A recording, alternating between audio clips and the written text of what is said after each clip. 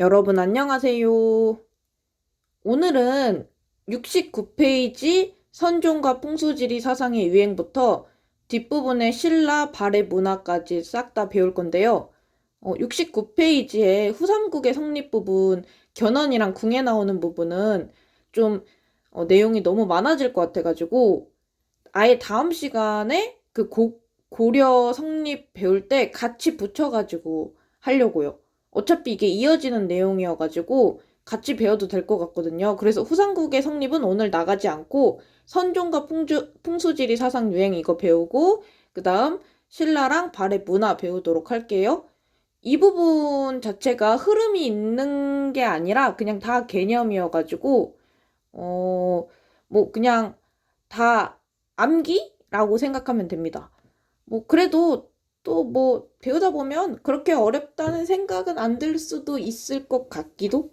자, 그러면 한번 나가보도록 하겠습니다. 자, 이제 이제 통일신라 이제 말기를 이제 계속 배우고 있잖아요.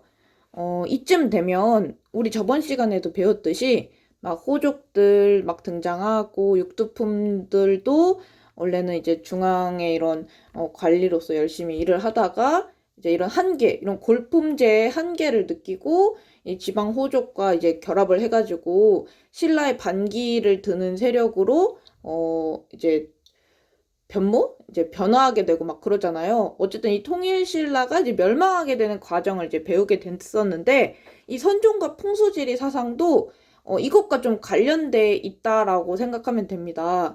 이 선종과 풍수지리 사상이 유행하고 확산되게 되면서 이 신라가 점점 이제 해체되고 망하게 되고, 그리고 새로운 사회, 고려라는 사회가 등장하게 되는 그런 또 계기가 되거든요. 그러면 왜 이런 선종이나 풍수지리 사상이 이런 통일신라, 이 신라를 이제 망하게 하는 그런 계기가 되느냐를 이제 배워야겠죠. 일단 선종. 여러분, 이 선종이라는 것은 불교의 일파 중 하나라고 생각하면 됩니다.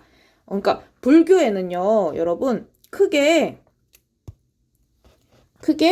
이거 잠시만요. 불교에는 크게 교종이라는 게 있고요. 선종이라는 게 있어요. 여러분 이거 안 써도 돼요. 굳이 그렇게 중요한 거 아니니까 교종과 이제 선종이라는 게 있는데 이 교종이라는 것은 뭘 이제 중시하냐면 이론을 중시를 하는 거야. 그래가지고 책 달달달달달 외우고 여러분 기독교도 성경이 있잖아요. 그러니까 기독교를 한번 예시를 들어볼게요. 여러분 불교에 대해서 좀 이제 낯설 수도 있으니까 이제 성경이 있잖아. 그럼 그 성경을 기독교로 예시를 들면 성경을 달달달달달달 외우는 것을 중시를 하는 거야. 이론을 중시를 하는 거야. 그래서 여기도 경전이 있잖아요. 불교의 경전을 달달달달 외우고 공부하는 것을 중시했던 것이 바로 교종입니다. 근데 이론을 중시하고 이렇게 공부하는 것을 중시했기 때문에 일반 백성들에게는 어려웠을까요? 쉬웠을까요? 당연히 어려웠겠죠, 여러분. 여러분들도 책 보고 공부하고 이론 달달달달 외우는 거 너무 어렵잖아요. 마찬가지예요. 여러분들은 그래도 지금 한글도 다 알고 이렇게 글도 쓸 줄 알고 이제 교육을 받고 있지만 옛날의 백성들, 이 시기 백성들은 거의 이제 글도 몰라요. 글을 아는 사람이 거의 없습니다. 이 당시는 한글도 없어가지고 다 한자 썼단 말이에요.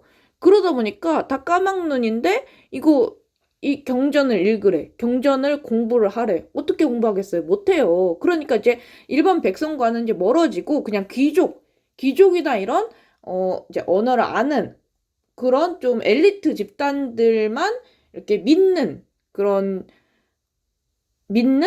그런 경향이었단 말이에요, 불교가. 그런데 이제 신라 말기가 되면 이 선종이라는 게 이제 유행을 해요. 이 선종은 뭐냐면 경전의 이론에 얽매이지 않아. 그래서 야, 경전 읽을 필요 없어. 그냥 우리가 참선하면 돼. 내가 내 마음에 내재된 깨달음을 얻기만 하면 돼라고 하면 되는 거야. 그러니까 내가 기독교로 따지면 성경을 안 읽어도 돼. 그냥 내가 열심히 그냥 신을 믿고 예수님을 믿어가지고 이 예수님의 이런 말씀을 잘 그냥 내가 마음속으로 그냥 새기고 그냥 이것에 대해서 실천을 하면 된다는 거예요. 그러니까 실천을 중시를 해요.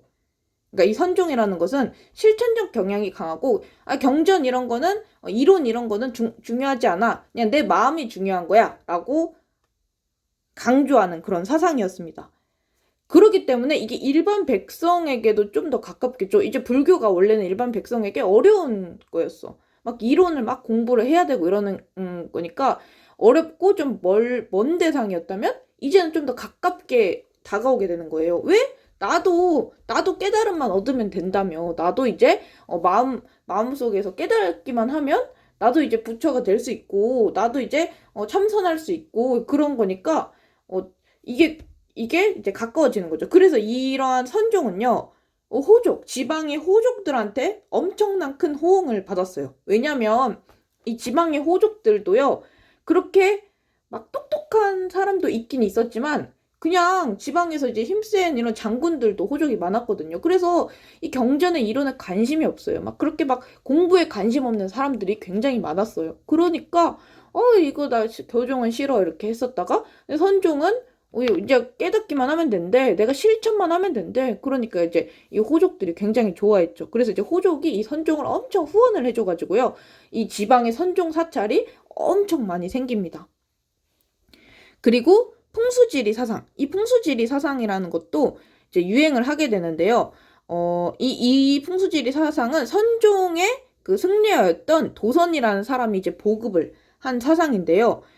여러분, 지금도 이 풍수지리 사상이 되게 아직도 많이 남아 있어요. 그래서 이런 뭐 지역에다가 여기는 이제 되게 풍수지리적으로 좋은 곳이니까 여기다가 뭐 집을 짓고 살면 뭐 잘 된다. 뭐 이렇게 뭐 3대가 잘 된다. 뭐 부자가 된다. 성공한다. 막 이런 사상이 막 있어요. 지금도. 그래가지고 막 그런 게 있잖아. 우리 집이 이렇게 있는데 여기가 터가 안 좋아. 터가 안 좋아가지고 내가 맨날 악몽 꾸고 막 뭐 맨날 가위 눌리고 막 뭐 해도 안 되고 그러면 여기는 풍수지리 사상으로 좋은 곳이 아니다. 막 이런 막 말도 하잖아요. 여러분 이런 말 안 하나요? 막 그리고 막 이 청와대나 이쪽 막 그런 청와대가 되게 풍수지리 사상으로 엄청 좋은 곳이다. 막 이런 것들도 막 많이 알려져 있는 사실이고, 그러니까 아직도 이런 풍수지리 사상이 영향을 많이 받고 있거든요. 이때 당시 이런 풍수지리 사상이 이제 유행을 하게 되는데, 그러니까 어떤 지역이든 어떤 곳이든 이 풍수지리 사상으로 좋기만 하면 그곳이 좋은 곳이라는 거야. 그러면 이 풍수지리 사상이 유행해서 어떤 게 변화가 되냐면요. 원래는 이 신라의 수도였던 경주만 좋은 곳이라고 여겨졌어요. 나머지는 무관심, 노관심이었단 말이야. 그런데 이제 풍수지리 사상적으로 좋기만 하면 이 경주가 아니어도 좋은 곳이라는 거야. 그러니까 이제 경주 중심의 지리 인식에서 벗어나서 지방의 중요성을 강조하게 되는 거예요. 그래서 이 지방도 풍수지리사적으로 괜찮으면 여기도 뭐 여기서도 왕이 날 수 있고 여기도 수도가 될 수 있고 그러는 거야. 그래서 이런 풍수지리 사상을요, 또 지방 호족이 굉장히 좋아합니다. 왜냐면 자신들은 이제 지방 사람들이잖아. 이런 수도 사람들이 아니잖아. 수도에 사는 사람들이 아닌데 내가 살고 있는 지역이 풍수지리 사상에 따라서 괜찮아. 그러면 내가 이 풍수지리 사상에 따라서 이 지역에 이제 다스리는 호족이고 이러면 내가 여기서 이제 왕이 될 수도 있는 거고, 내가 이제 내 지역이 수도가 될 수 있는, 이 나라의 수도가 될 수도 있는 거고, 이렇게 생각을 하게 되는 거예요. 그러니까 이 풍수지리 사상이 호족에게 굉장히 환영을 받게 되죠. 그래서 이 선종이나 풍수지리 사상 모두 기존의 이런 진골 중심의 체제를 해체하는 거예요. 이 선종 같은 경우에는 원래 교종이 되게 유행했다고 했었잖아요. 이 교종 대부분 이 진골 귀족들이 이제 믿었던 그런 종파였어요. 그런데 이제 선종이 유행하게 되는 거야. 그 지방 호족이 후원하는 이 선종이 유행하게 되니까 이런 진골 중심의 이런 기존 체제가 해체되기 시작하고, 이 풍수지리 사상도 마찬가지야. 경주 중심 이런 경주 중심에서 벗어나서 이 지방을 중시하게 되는 거잖아요. 그래서 새로운 사회를 건설하는 정신적 기반이 됩니다. 이선종과 풍수지리 사상 둘 다요. 그래서 이게 이 통일신라를 좀 멸망시키는 또 계기가 되는 사상이 되었다라고 알고 있으면 될 것 같아요. 그래서 여러분 요거 이렇게 풍수지리 사상이랑 선종 이렇게 같이 이해하면 좋을 것 같아요. 조금 어렵나요? 어려울 수도 있긴 한데 근데 뭐 이해했을 거라고 믿고 그 다음 이제 문화로 넘어갈게요. 빨리빨리 해야지. 자, 신라의 문화. 신라의 문화 이제 교과서 70페이지 부분이고요. 불교, 유학, 기술 이렇게 배울 거거든요. 일단 이 불교에서는 우리 3명의 승려에 대해서 배우도록 하겠습니다. 여러분들도 사실 알 것 같아요. 왜냐면 워낙 유명한 사람들이기 때문에 특히 원효는 모르는 친구들이 있을까? 원효 알 것 같은데? 원효 의상 이 해초는 정말 우리나라에서 정말 유명한 승려입니다. 특히 이 원효와 의상은 이 해골물 이거 이야기로 좀 유명한 승려인데요. 여러분 옛날에 그 이야기 들어봤나요?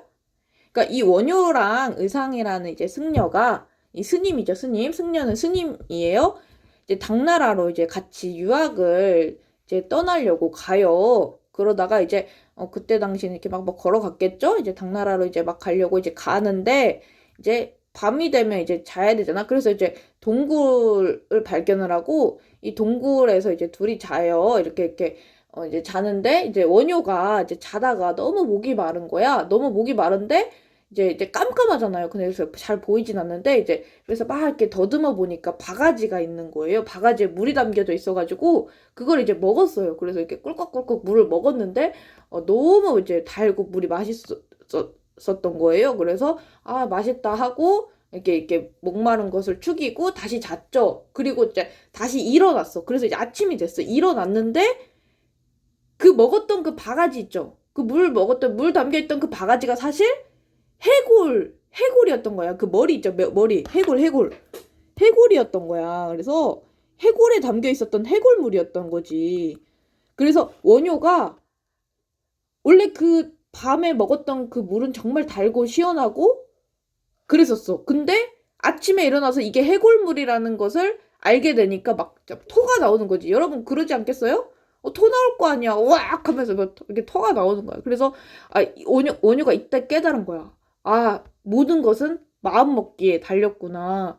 똑같은 물이잖아. 내가 먹은 원효가 먹은 그 물이 달라진 게 아니잖아. 밤에는 뭐 시원하고 맑은 물을 먹고 아침에는 그게 이제 뭐 이게 해골물이 되고 그런 게 아니라 그냥 똑같은 물인데 저녁에 모르고 먹었을 때는 정말 달고 시원하고 그랬는데 근데 이제 아침에 보니까 역겹잖아. 그래서 원효가 모든 것은 마음 먹기에 달렸다라는 것을 깨닫고 의상한테 이제 통보를 하죠. 나는 당나라로 유학 안 간다. 갈 필요가 없다. 당나라로 유학 갈 필요가 없어졌다라고 해서 이제 원효는 이제 의상을 손절하고 빠이빠이 합니다. 빠이빠이 너 혼자 갔다 와 이렇게 해가지고 의상만 이제 당나라로 유학을 가거든요. 어쨌든 여러분 이 이야기 들어본 적 있어요? 아마 들어본 적 있을 수도 있을 것 같은데 굉장히 유명한 이야기거든요. 어쨌든 그래서 이제 원효부터 한번 배워보면 이제 원효는요 이제 당나라로 유학 가려고 하다가 이제 돌아왔잖아요. 그래서 이제 뭘 주장을 하냐면 일단 여러분 나무아미타불도 들어봤죠? 이 불교 절가잖아요. 그러면 이제 스님들이 나무아미타불 이렇게 막 계속 그걸 하세요. 이렇게 말을 하세요. 이게 뭐냐면 이 나무아미타불을 열심히 이렇게 계속 외우고 말하면 누구나 그 불교에서 이제 말하는 극락 정토에 이제 태어날 수 있다. 라는 그런 주장이에요. 그러니까 여러분 이게 무엇을 의미하냐면 그냥 일반 백성들도 그냥 뭐 정말 평범한 사람들도 내가 그냥 나무아미타불 이렇게 말하기만 해도 내가 불교에서 말하는 아주 그런 좋은 극락에서 태어날 수 있다라는 거예요. 그러니까 복잡한 이론 이런 거 외울 필요가 없는 거야. 그러니까 누구나 백성들도 나무아비 탑을만 외치면 돼. 그래서 불교의 대중화에 이제 기여를 합니다. 이게. 왜냐면 너무 쉽거든. 누구나 나무아미 타불만 하면 된대. 그래서 원래는 이 불교라는 게 이 귀족 중심의, 진골 중심의 향유하던 문화였다면 이제 원효가 이러한 노력으로 이제 나무아미 타불만 이제 내가 이제 외치고 외우면 되는 거니까 일반 백성들에게도 이 불교라는 게 가깝게 다가오죠. 그래서 불교가 대중화되었다. 그래서 불교 대중화의 앞장선 승려였다라고 생각하면 되고요.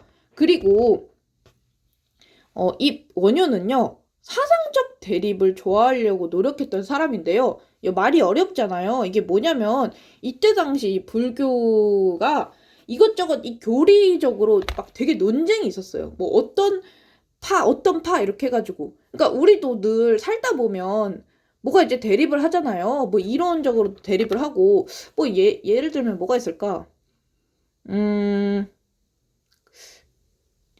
잘 모르겠네요. 뭐 그냥 우리 쉽게 현장 체험 학습 가는 것도 에버랜드 파와 어디야 저기 스타필드 파가 이렇게 나뉘잖아. 그래서 이거 가지고도 막 싸우잖아. 에버랜드를 가야 된다. 스타필드를 가야 된다. 뭐 이런 식으로 뭐 이게 의견이 이제 갈리듯이 불교도 있잖아요.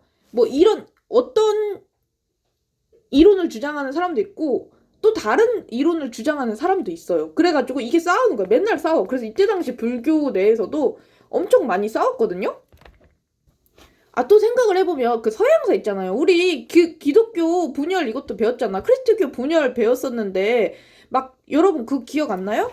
그 성상숭배 금지령 가지고 싸우잖아. 그래서 이 성상숭배를 해야 되네 말아야 되네 가지고 싸워가지고 로마 가톨릭이랑 그리스 정교로 이제 쪼개지잖아. 여러분 그거 기억 안 날 수도 있겠지만 이렇게 종교도 이렇게 늘 이런 교리나 이론 때문에 싸운단 말이에요. 그래서 이때 불교도 겁나 싸워요. 그런데 이제 원효 같은 경우에는 이런 사상적인 이런 대립을 서로 조화시키려고 해. 그래서 야, 네 말도 맞고 네 말도 맞아. 이거 그냥 좋아하면 돼. 그냥 네 말도 맞고 네 말도 맞고 그냥 같이 친하게 지내자. 약간 이런 주장을 하거든요. 그래서 이게 화쟁사상이라는 말인데 여러분 화쟁사상이라는 말을 외울 필요는 없어요. 근데 굉장히 유명한 그 용어여가지고 쌤이 쓴 거예요. 그래서 이 화쟁이 왜 화쟁이냐면 화합한다 논쟁을. 그래서 이 논쟁을 화합하려고 했었던 사상이었다. 사상적 대립을 좋아하려고 했었다. 요거 이제 알고 있으면 되고요. 그리고 이 원효는요, 이 신라의 승려였지만 정말 다른 나라에도 유명한 승려였어요. 이 원효의 저술이요, 이 중국이나 일본이나 인도에도 전파돼가지고 이런 승려들, 그쪽 승려들한테 많이 일으켰고요. 이 원효가 이 다른 나라의 승려들에게도 굉장히 존경받는 그런 대단한 인물이었습니다. 어쨌든 이 원효 아주 중요한 인물이니까요. 꼭 외워주시고요. 그 다음에 의상. 여러분 아까 이제 선생님이 그 이제 일화를 얘기해줬듯이 그 원효랑 의상이 같이 당나라로 이제 유학을 가려고 했다가 원효는 빠이빠이 하고 이제 안 가고 의상은 갔다고 했잖아요. 그러니까 이제 의상은 당나라 이제 유학한 유학생입니다. 유학생 여러분. 그래서 당에 이제 유학을 해가지고 뭘 공부를 했냐면요. 그 불교의 한 종파 하나의 이제 이론인 화엄학이라는 것을 이제 공부를 해가지고 화엄학을 이제 전공을 합니다. 여러분들도 나중에 유학을 갈 수도 있어요. 이제 공부를 하다가 좀 더 뭔가 더 공부를 하고 싶어가지고 이제 유학을 갈 수도 있는데 그러면 이제 본인 전공이 있을 거 아니야.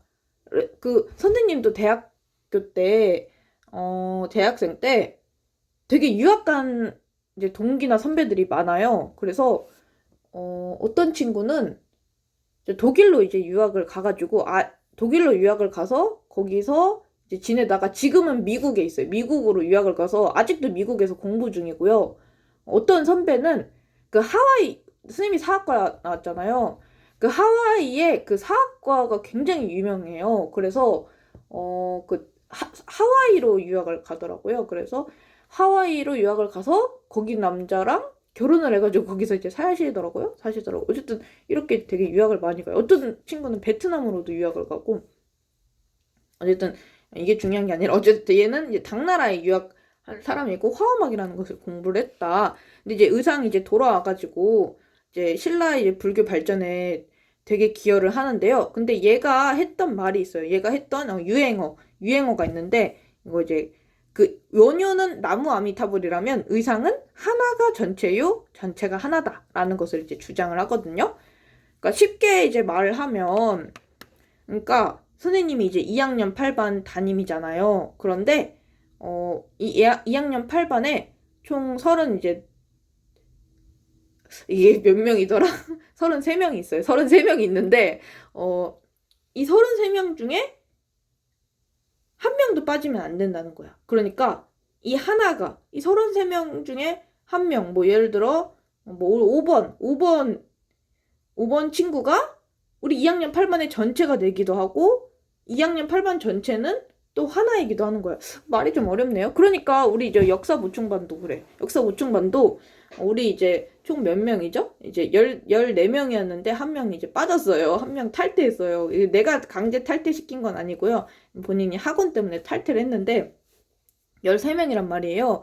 그러니까 우리 13명, 한 명 한 명이 우리 한국사 보충반을 만드는 거야. 그래서 이 한 명이 한국사 보충반 전체고, 이 한국사 보충반 전체가 또 한 명이다. 어렵네요. 어쨌든 하나가 전체고 전체가 하나다. 한 명이라도 빠지면 안 된다. 모든 존재는 연관되어 있다라는 거야. 그래서 우리는 모두 연관되어 있고 한 명이라도 빠지면 안 된다. 그런 이제 주장인데요. 어쨌든 외워주세요. 여러분 어렵잖아요. 그냥 외우면 됩니다. 알았죠? 예, 외우면 이해되고 이해가 되면 외워진다. 근데 선생님이 그 역사 공부하면서 느낀 거는 어려우면 그냥 외워라. 내가 처음 이 공부 역사를 이제 접했을 때요. 그러니까 그냥 고등학교 수준의 역사만 배우다가 이제 대학교 가가지고 그리고 임용 준비하면서 공부를 하면서 너무 진짜 와 이거는 아닌 거야. 너무 어려운 거야. 그냥 하나하나가 다 외계어야. 그래가지고 정말 이해가 안 됐거든요. 처음에는 책을 읽어도 모르겠고 근데 이게 계속 보면서 외우다 보니까 이해가 돼요. 외우면 이해가 됩니다. 그래서 여러분도 그냥 외우세요. 그리고 부석사 그 의상은요 부석사라는 이제 절을 세워요. 그래서 이 부석사도 굉장히 유명한 절이거든요. 여러분 이 부석사도 그냥 외워주시고요. 이 부석사를 이제 사진을 갖고 올까 했는데 귀찮아서 안 갖고 왔어요. 네, 그리고 그 의상이 천민도 이제 제자로 이제 받아들여요. 그러니까 이 노비 출신도 자신의 제자로 받아들입니다. 당시에는 이 신라는요, 그 신분제가 엄격한 사회여가지고요, 이거는 사실 있을 수 없는 그런 일이긴 해요. 어떻게 감히 이런 노비 신분이 이런 유명한 당시 이 승려는요, 굉장히 높은 신분이고 존경받는 인물들이거든요. 그런데 감히 어떻게 이런 의상의 제자가 될 수 있겠어요? 이 승려의 제자가 될 수 있어요. 근데 의상은 그런 거는 중요시하지 않아요. 그래가지고 천민도 이제 제자로 받아들입니다. 이게 이제 불교의 대중화에도 굉장히 영향을 미치죠. 그래서 이제 신라 불교 문화를 좀 폭넓혔다라는 그런 평가를 이제 받고 있습니다. 자, 그 다음 이제 해초. 해초는 여러분 하나만 외우면 돼요. 얘는 인도 유학생이었다. 여러분 불교가 어디서 제일 먼저 탄생했는지 알아요? 바로 인도예요, 여러분. 인도. 그 인도에서 석가모니가 이제 인도 사람이잖아요. 그죠? 그래서 인도에서 불교가 탄생했고요. 근데 이 인도 불교가 중국으로 이제 전파가 되거든요. 근데 이제 중국이 이 중국만의 이런 불교를 발전시켜가지고 또 인도 불교랑 중국에서 발전된 불교랑은 또 많이 달라요. 그래서 우리가 지금 뭔가 우리나라에서 이제 좀 유행하고 있는 불교는 약간 좀 중국 불교식입니다. 어쨌든 근데 이제 해초는 이 불교의 그 원래 탄생지인 이제 인도 가서 이제 공부를 했던 거죠. 저도 유학을 갔던 애예요. 인도 나오면 해초다라고 생각하면 됩니다. 자, 그다음 유학에서 이제 여러 명의 이제 사람이 나옵니다. 그래서 이 유학자들 이제 외워주시면 되는데, 일단은 이 신라는 불교가 정말 발전한 나라기도 하지만 유학도 꽤 많이 발전한 나라였단 말이에요.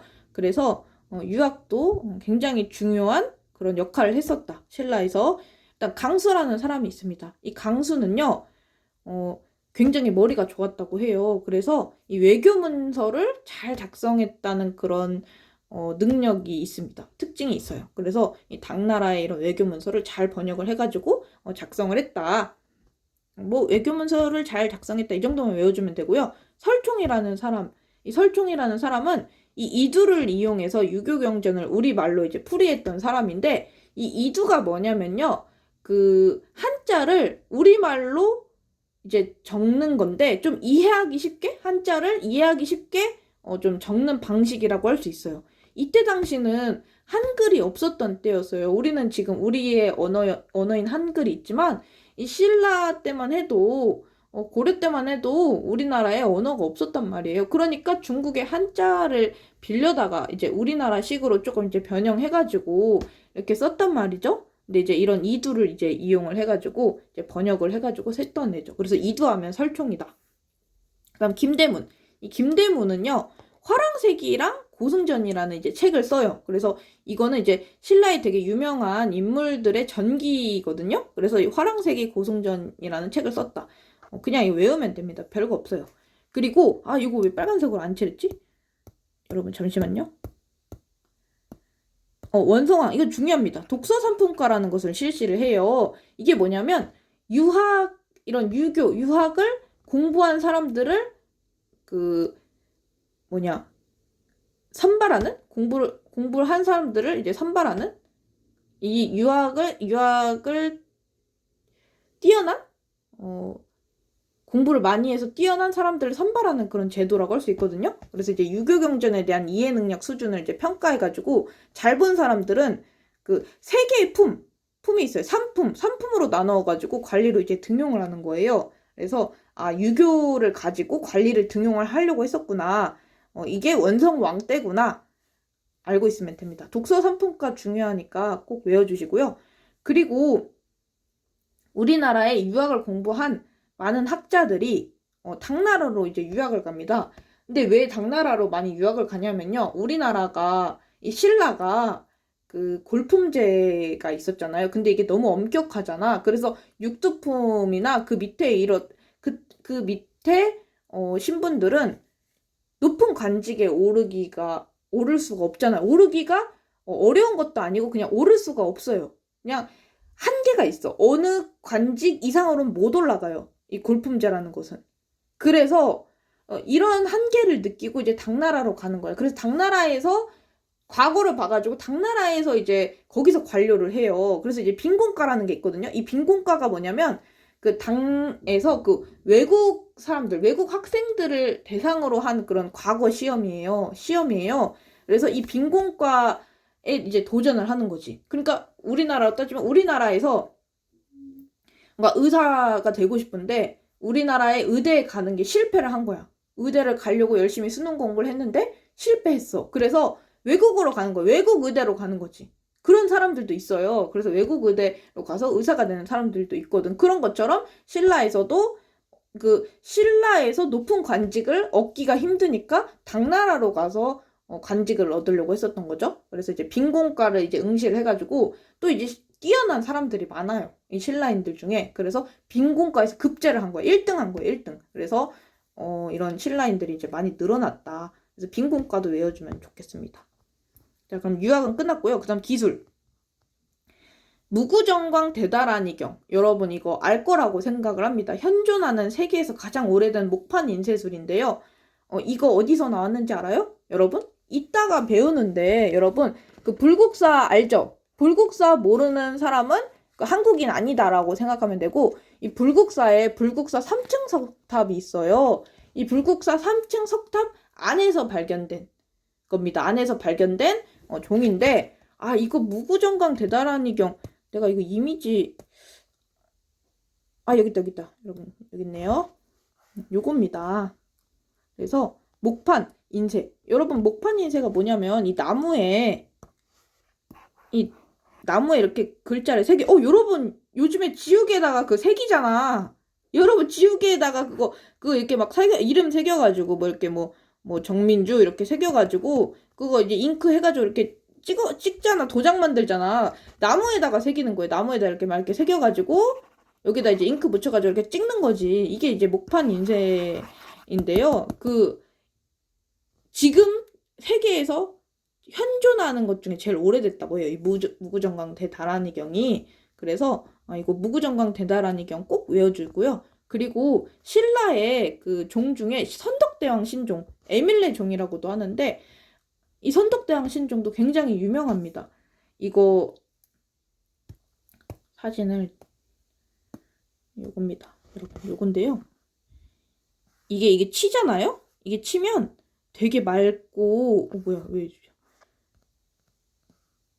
맑은 이런 소리가 난다고 해요. 그래서 아주 유명하거든요. 그래서 이런 신라의 이런 종 만드는 기술이 탁월했다. 그래서 신라의 과학 기술과 금속 조 기술이 뛰어났다를 알려주는 그런 이런 문화 유산이다 하는 거 이제 참고하고 넘어갑시다. 그다음 발해. 여러분, 발해 문화에 대해서 배워보도록 하겠습니다. 발해 문화는 뭐 더 별거 없어요. 발해는요, 굉장히 국제적인 문화적 특징을 가지고 있습니다. 이 국제성이 굉장히 두드러진 나라였는데요. 이 위치 자체가 그 당나라랑도 이제 교류를 많이 하고요. 뭐 말갈이나 주변 민족들과도 많이 교류하고요. 그리고 이제 발해 같은 경우에는 일본과도 굉장히 친하게 지냈단 말이에요. 그래서 일본과도 교류해, 당나라랑도 교류해, 거란이나 뭐 말갈 같은 이런 민족과도 교류해 하다 보니까 이런 문화가 많은 여러 문화들을 받아들여서 국제적인 성격을 띠었습니다. 그래서 고구려 문화를 바탕으로 당이나 말갈 등의 주변 문화를 이제 받아들였다. 그러면 무덤부터 한번 볼게요. 이 발해의 이제 무덤 중에 대표적인 무덤 두 개가 있어요. 정해공주묘와 정효공주묘가 있는데 여러분들이 요거 조금 헷갈릴 거예요. 정해랑 정효. 근데 이거 구분을 해야 돼요. 시험 어렵게 나오면 이거를 바꿔서 출제를 할 수가 있어요. 이 정해공주묘는 굴식 돌방 무덤 형식이에요. 여러분, 굴식 돌방 무덤 기억나죠? 우리 저번 시간 시험범위였잖아요. 그래서 시험에 나오지 않았니? 근데 이거는 이제 고구려 양식을 따른 그 묘입니다. 근데 이 정예공주묘와는 다르게 정효공주묘는요, 벽돌무덤 형식이에요. 이 벽돌무덤 우리 어디서 나왔었지? 무열왕릉에서 배웠잖아요. 이 벽돌무덤은 이제 당나라의 이런 영향을 받은 그런 무덤이란 말이에요. 그래서 이 고구려랑 당나라의 양식이 혼합된 무덤이 바로 정효공주묘다. 그래서 국제성이 드러나는 묘는 정효공주묘라고 할 수 있습니다. 근데 이거를 이제 정해라고 이제 교묘하게 바꿔가지고 문제 출제하면 잔인하긴 하지만 어쨌든 좀 어려워지긴 하거든요. 꼭 구분해주세요. 정해, 정효. 나도 이거 내야지. 자, 그리고 수도. 여러분, 발해의 수도 상경성. 우리 기억나죠? 이 상경성은 꼭 외워야 되는 수도 이름이라고 할 수 있어요. 원래 이제 동모산에서 이제 건국을 하는데 이제 나중에 상경성으로 이제 천도를 하잖아요. 이 상경성 같은 경우에는 당나라의 수도였던 장안성을 모방한 수도인데요. 그런데 이거 교과서에 되게 자세하게 나와 있긴 해요. 교과서 66페이지거든요. 66페이지 한번 읽어보세요. 이거 선생님들이 막 자세하게 다뤄줄지 안 다뤄줄지는 나는 이제 모르겠는데 이 당나라 장안성의 특징이 뭐냐면 약간 좀 바둑판 같이 이렇게 수도가 이렇게 돼 있어요. 그래서 막 일정한 구획에서 구획을 이렇게 나눈 다음에 여기는 뭐, 여기는 뭐, 여기는 뭐, 여기는 뭐 이렇게 뭔가 되게 구획한 뭔가 계획된 도시 같은 느낌이 있거든요. 근데 이걸 그대로 모방을 해가지고 상경성도 이런 식으로 되어 있어요. 그래서 이 상경성이 이런 당나라의 장안성을 모방을 했고, 그리고 또 이제 장안성 다음으로 동아시아에서 또 두 번째로 큰 도시거든요. 그래서 이런 특징을 가지고 있습니다. 그다음 그 당나라의 그 도자기 있잖아요. 이 도자기도 그 당나라의 그 당삼채라는 그 자기가 있습니다. 우리 중국사에서 이제 배웠어요. 당삼채도 기억나나요? 기억 안 날 것 같은데요, 여러분. 어쨌든 이 당삼채를 이제 받아들여가지고 이 모방을 해서 좀 발해만의 독특한 자기로 이제 발전을 시켜요. 그래서 발해 자기도 어쨌든 국제적인 이런 당나라의 이런 자기를 모방해서 만든 국제적인 성격을 띠고 있고요. 이 당나라의 문화만 영향을 받은 게 아니라 말갈 문화도 이제 많이 이제 드러나요. 그래서 흙무덤이나 말갈식 토기도 이제 발해에 많이 이제 발해 이런 문화유산으로 많이 등장을 합니다. 그래서 발해는 정말 국제적인 특징을 많이 가지고 있다. 그리고 이제 발해에는요, 주자감이라는 그 유교 교육기관이 있어요. 그래서 주자감 정도는 외우면 좋을 것 같아요. 발해도 이제 유학이 이때 당시 여러 나라에서 다 유행해요. 그 유학이 그 중국에서 이제 유행을 하거든요. 중국에서 유행하면 저 신라나 발해나 우리나라 한반도 쪽에도 유행을 한다고 생각하면 됩니다. 그래서 예, 유교 교육을 시키는 이런 주자감이라는 교육기관도 있었다. 그래서 여기서 인재를 양성하려고 했었다. 그리고 아까 빈곤과 배웠잖아요. 그 당나라에서 외국인을 대상으로 그 시험을 본다고 했잖아. 그래서 관리로 선발한다고 했잖아. 근데 이제 여기 이 빈곤과에서요, 신라인과 발해인이 이제 겁나 경쟁을 해요. 그래서 어떤 때는 신라인이 장원급제 하기도 하고, 발해인이 어떨 때는 발해인이 장원급제 하기도 하고 막 그럽니다. 그래서 이 빈곤과에서 이 신라인과 발해인이 되게 특출나게 이렇게 뛰어났다. 이게 생각하면 돼요. 우리나라 사람들이 굉장히 똑똑합니다. 그래가지고 이제 외국에 나가서도 굉장히 능력을 많이 발휘해서 많이 높은 지위에도 오르고 뭐 어디서도 막 그 뭐냐 유명세를 떨치고 막 그런 사람들 많아요, 여러분. 굉장히 그 민족 그 뭐냐 유전자가 좋다고 생각하면 돼요. 자, 그다음 이제 거의 마지막인 것 같은데. 아니에요. 마지막 아니에요. 어제 신라와 발의 대외 교류 부분도 한번 배워보도록 합시다. 신라랑 발의 둘 다 대외 교류가 굉장히 이제 활발했었습니다. 자, 신라 같은 경우에는 특히 당나라랑 많이 이제 교류를 많이 해요. 그래서 이 당나라로 뭐 유학생이나 승려나 상인들 많이 넘어가가지고 이렇게 많이 넘어가서 유학도 하고 뭐 물건도 팔고 무역도 하고 그런단 말이죠. 워낙 많이 당나라로 넘어가가지고요. 신라방이라는 신라인이 집단 거주하는 그런 곳도 생깁니다. 그래서 특히 산둥반도나 청장강 하류 지역에 이 신라방이라는 게 많이 생기는데 이건 지도를 봐야 알아요. 여러분 여기 빨간색 보여요? 자, 여기 보면 이 빨간색이 바로 신라방이에요. 신라방. 이런 곳에 신라인들이 집단 거주를 하는 거죠. 우리 일본에도 그런 한인타운 있잖아요. 한인들, 우리 한국인들이 많이 거주하는 그런 지역이 있고, 미국에도 이런 한인타운 있고, 전 세계 곳곳에 한인타운 있잖아요. 이런 한국인들이 집단 거주하는 그런 지역이 있듯이, 이 당나라에도 신라방이 있었던 거지. 신라인들이 집단 거주하는 곳이 있었던 거죠. 이 신라방을 보면 뭘 할 수 있는 거야? 당나라랑 교류가 활발했고, 많은 신라인들이 당나라로 많이 가서 살았구나 알 수 있는 거예요. 그 다음에 워낙 당나라나 일본과 이제 교류가 활발했기 때문에요. 항구도 발전을 합니다. 그래서 당은포, 여러분 당은포가 여기입니다. 이쪽 이 한강 근처에 있는 이 당은포라는 곳과 이 울산 지역에 울산항이 굉장히 그 발전을 합니다. 특히 이 울산항은 국제 교류의 메카로서 그 중심지로서 역할을 한다. 그래서 요 울산항에서 중개 무역이 굉장히 활발하게 이루어져요. 그 울산항에서 이 당나라에서요.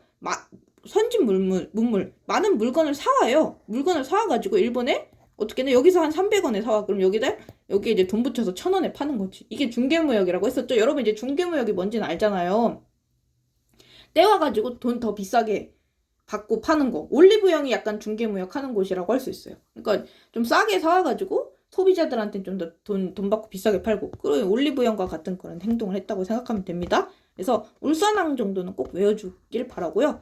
그다음에 이제 발해는 아까도 이제 배웠듯이 상경성 꼭 외워줘야 되는데 이 상경성이 이 국제 도시였어요. 그래서 많은 나라의 상인들이 오가고 정말 국제 문화, 여러 나라의 문화가 융합되어 있었던 곳이라고 할 수 있습니다. 이 발해는요, 처음에 무왕 때는 이제 그 당나라와 사이가 안 좋았잖아. 그런데 문왕부터는 당나라랑 이제 친하게 지냅니다. 그래서 당나라랑 교류가 엄청 활발해지고요. 그래서 그 신라반과 같이 발해관이라는 것도 생겨요. 발해인들이 그 집단적으로 이제 거주하고 이러는 곳들도 많이 생기고요. 그 발해방은 발해인들이 이제 집단적으로 거주하는 거고, 발해관은 그거예요. 그 사신들이 머무는 곳이라고 할 수 있어요. 그래서 신라관도 있거든요.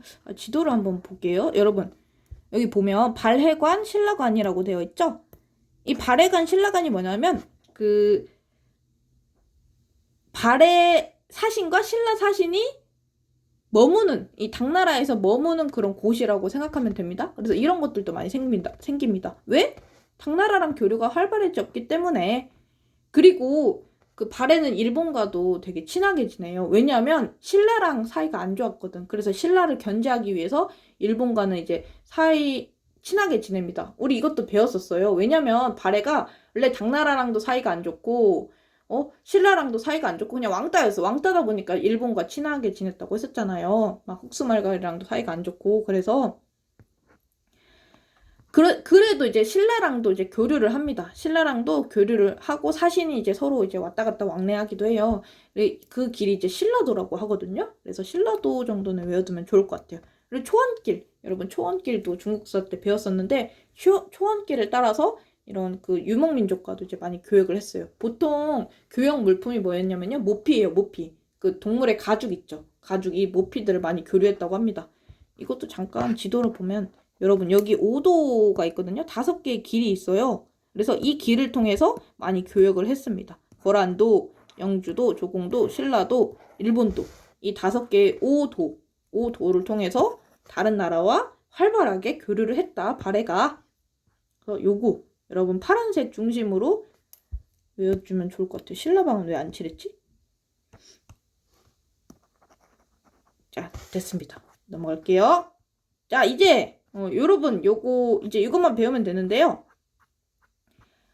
이거는 이름까지는 뭐 불국사 이런 거는 뭐 외우면 좋을 것 같고, 이게 어느 나라 건지 이 정도는 알고 있어야 돼요. 우리 저번에 했던 것처럼. 일단 통일신라부터 한번 배워보도록 할게요. 통일신라의 불교 뭐 건축물이나 이런 문화유산을 배우면요, 일단은 불국사 3층 석탑, 다보탑 모르는 친구 없을 거라고 생각이 듭니다. 특히 다보탑은 10원짜리에 나오잖아요. 10원짜리에 그 다보탑이 들어가 있잖아. 알지?